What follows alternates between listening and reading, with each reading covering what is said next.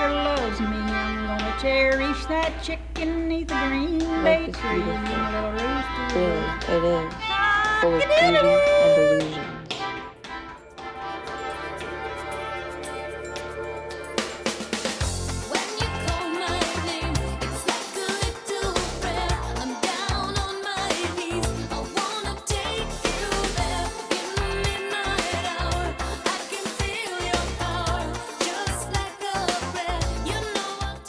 Life is great.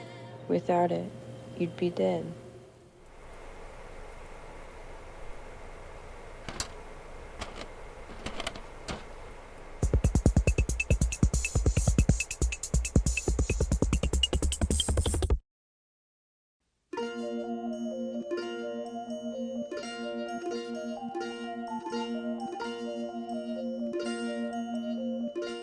I am Katie Winchester.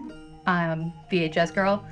I'm from Salem, Illinois, and I've lived in Carbondale off and on since 2004. Movies and VHS stores were a huge part of my life. I remember I lived in a little town called Broadlands, Illinois, and there was a little appliance repair shop / VHS store, and it had maybe like 20 tapes. I think it was just that guy's tape collection, and he would let people in my little 200-person town rent it. And I remember also Home Alone and Good Son being next to each other, and I probably was too young to rent The Good Son, but I did because it had Macaulay Culkin in it. And then later I moved to Salem, Illinois, and we had Carnival video time.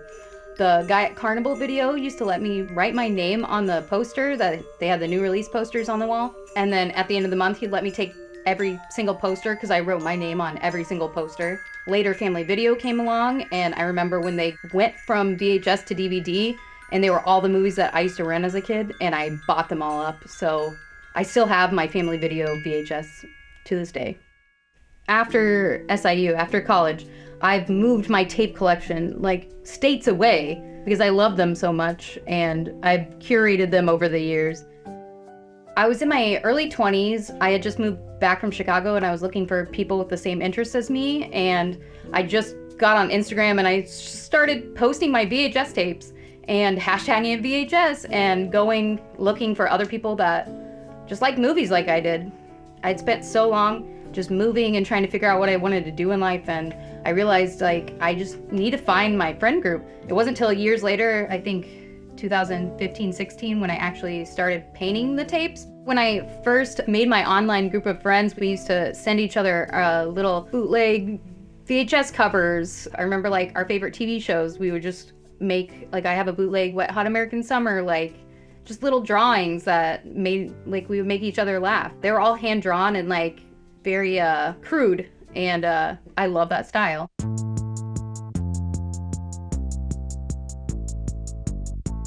My art style is walking into a movie store for the first time, and when you look at the box, you want the box to be pretty, you want the box to have a good tagline, something that will tell you about the movie, only I just take the weirdest parts of the movie and I try to make it funnier. I try to just draw you in with one line of like my opinion on the movie that'll make you laugh and will make you think about the movie in a way that you haven't before, to where you'll rent it or you'll watch it.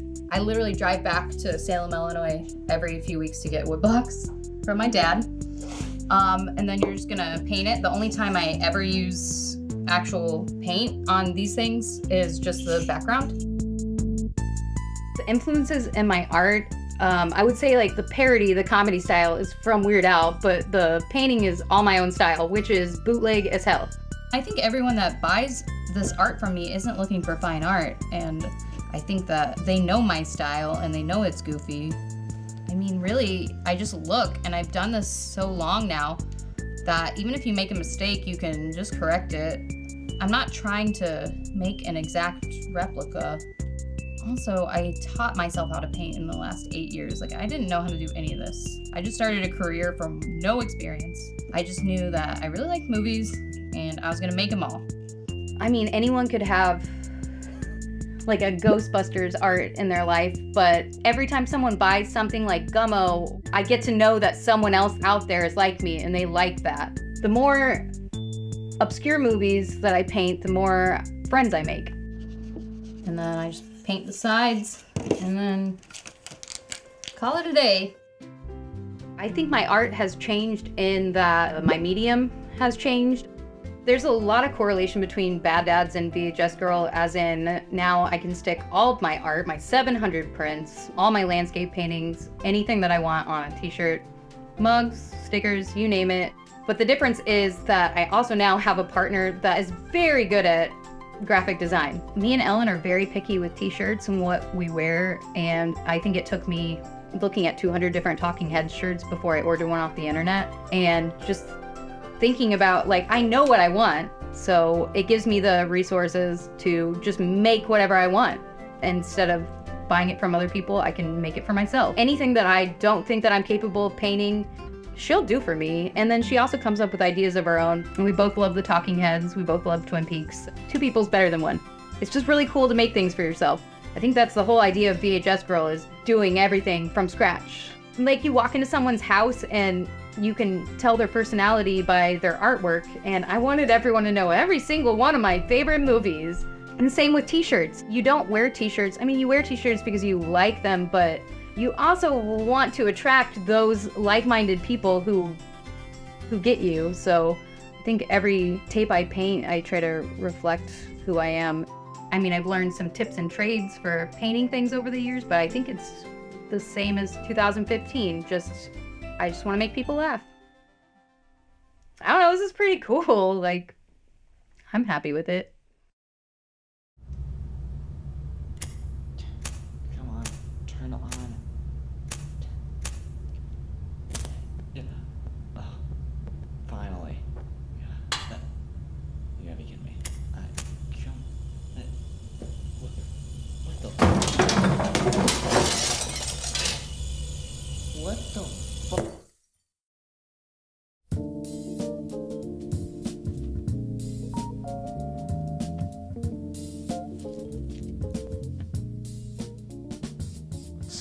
What's with the sign? Oh, the eggs? Yeah. Just 2 cents. Why are they just 2 cents? Oh, well, that's actually kind of a funny story. They're from our turkey farm, and they're cheap because the turkeys are a little messed up. Like messed up, like how?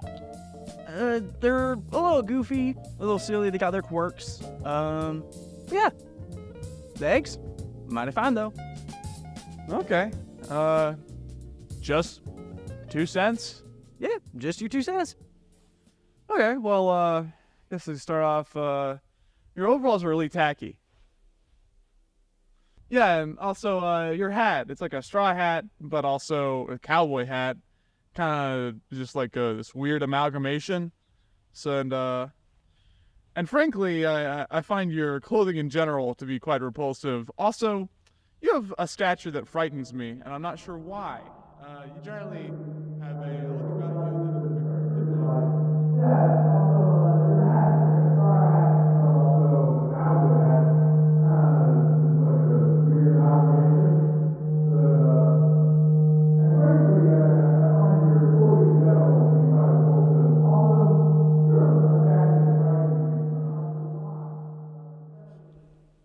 Why would you say all that mean stuff?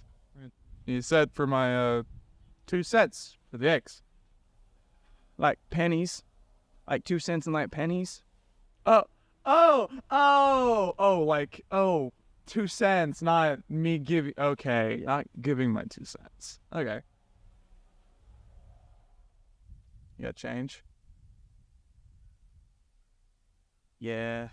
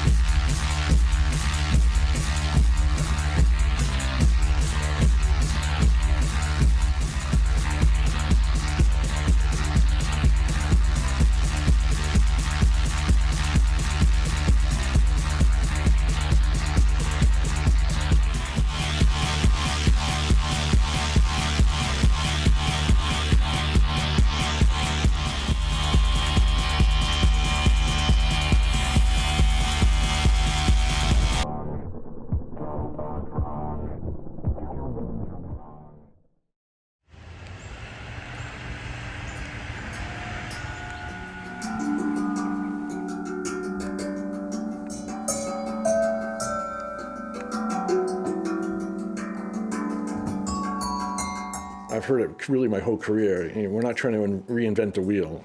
People will tell me they just want the standard, drum set, same thing that the Beatles were using, But I've always wanted to think to the future, what else can be done, what hasn't been done. Trying to always reinvent the wheel, trying to come up with something new.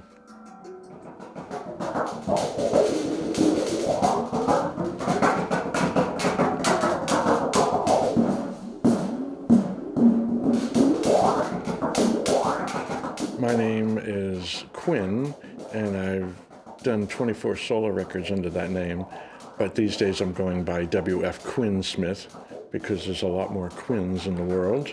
For other people, I'm a drummer, percussionist, and work with a lot of composers on films and TV shows, but also work on records and play a lot of different instruments, but for other people, mainly drums and percussion. Went to New England Conservatory playing a little bit more traditional jazz, but then when I got out, I bought a drum machine because that was the only way at the time in the 80s to make a living. So I got out of this prestigious conservatory, classical and everything, and then I bought a drum machine using samples and loops and all that kind of thing. But I'm still a performer and want to play live, and so really wanted to take those samples and loops and how do I do them live without using electronics. So that kind of led to making instruments, modifying instruments, making different things sound like a snare drum.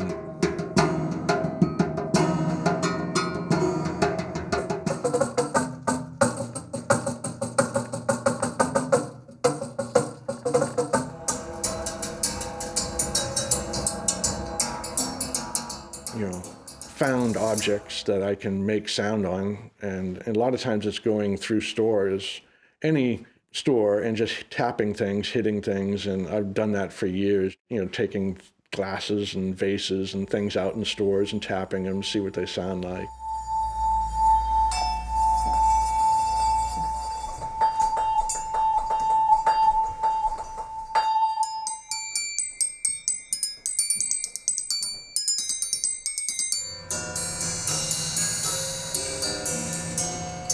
And then it led to, especially in Maine here, more junkyards, salvage yards, things that people are discarding.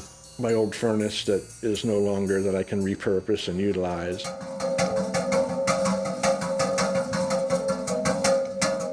I've always been one of the few people, there's people who do it, but I work between the film world and the record world. Most people do either or. They're doing orchestral dates with films on the big Warner Brothers sound stages, and I do that, but I come in more as a soloist and as a kind of like a record guy that has his own sound and comes in and does that.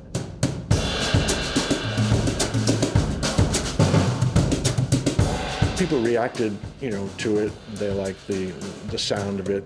Nobody's ever done that before, and that's the biggest thing they want for these films. They're spending millions, and how can we get something special that no one else has or used, and come up with, one of these wacky instruments.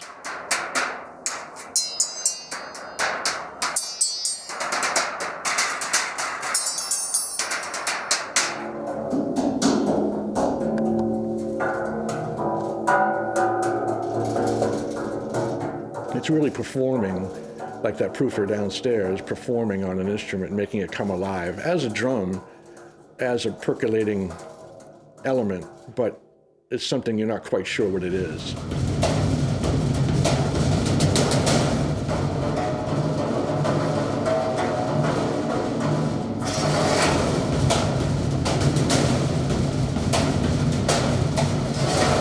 It goes everywhere from hubcaps to the proofer, which is so giant you could never really cart that around. I think taking these instruments, and they have their sound, they have what you might typically do on it, and then finding another thing that you could do with it, like I was showing you the Addams Family, clock chimes, door chimes, all those kind of things. And those would generally be hit by a chime and do that. But then if you bow it, you get a completely different sound out of it.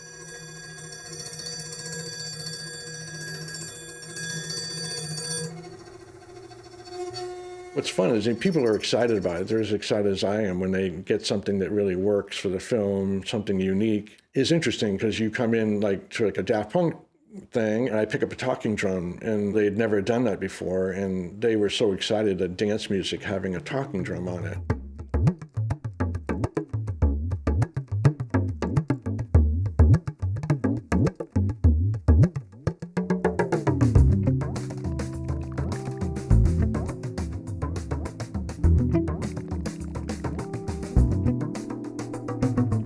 Something that sounds could be electronic if you didn't know, that's bending pitch up and down, but you're actually playing it. As a session guy, I've played on a lot of records and TV and film, and sometimes they all cross over. Did a lot of things with a band called East Mountain South. We're signed to DreamWorks and toured around a lot with them. Please give a great welcome to East Mountain South.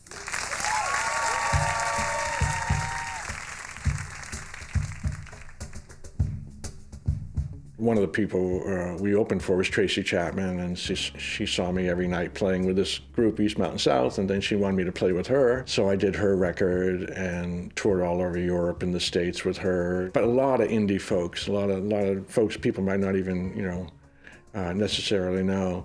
And then the more you do, and people recommend you this and that led to one of the folks at Daft Punk. I was on the Ram record, one of the last guys brought in on that record, and they wanted everything I owned to come down to the studio, and did a couple days of playing pretty much everything.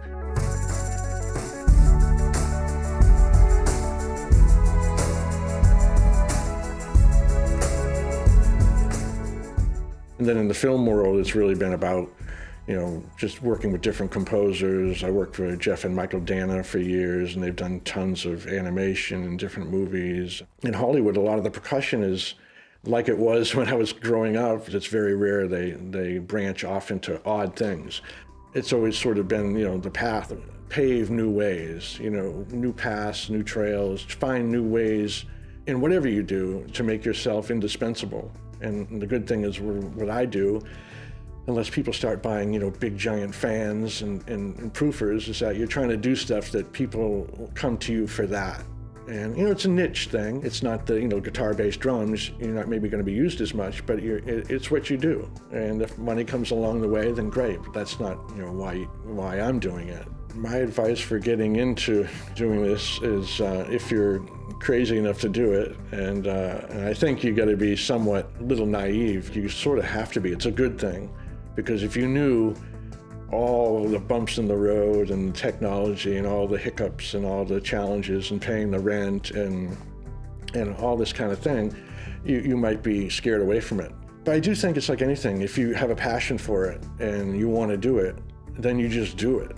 If you have to have a day job to do it, then you can buy better equipment and live a better life. But in this business, for me, it's not about money, it's about creating art. And so, you do these things because it's just what you need to do. It's like drinking water.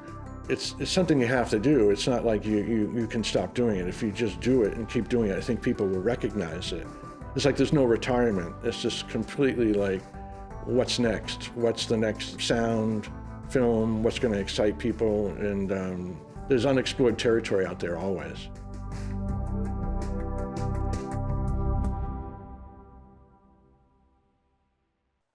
Hi there, I'm the seasonal rancher and farmer here for the alt.news Turkey-a-thon. This year we had a great turnout, had even more fun. So, how about we go check out them turkeys? Now, I should note, our turkeys aren't so normal. There are special turkeys fueled by the toxic sludge seeping into our here soil. It makes the turkeys with all kinds of mutations and completely inedible, except for the eggs. So yeah, that's all we've really been set to show, but that's still rolling? That's still rolling? Cut the camera. Hey. I think it is big. I think it covers the table big. What's on it? It's a like meat a meat pizza. lover, so it's heavy. Okay, it's just meat. Yeah. Yes. There's like 11 pounds of meat on this alone, and you still got a pound of wings too. They said that only 2 groups of people have completed this challenge. You know, I gotta tell you, Will, I'm also feeling pretty good and pretty confident. I think we're gonna have a rough first half, but we're gonna really make it into the second half. All right, and go.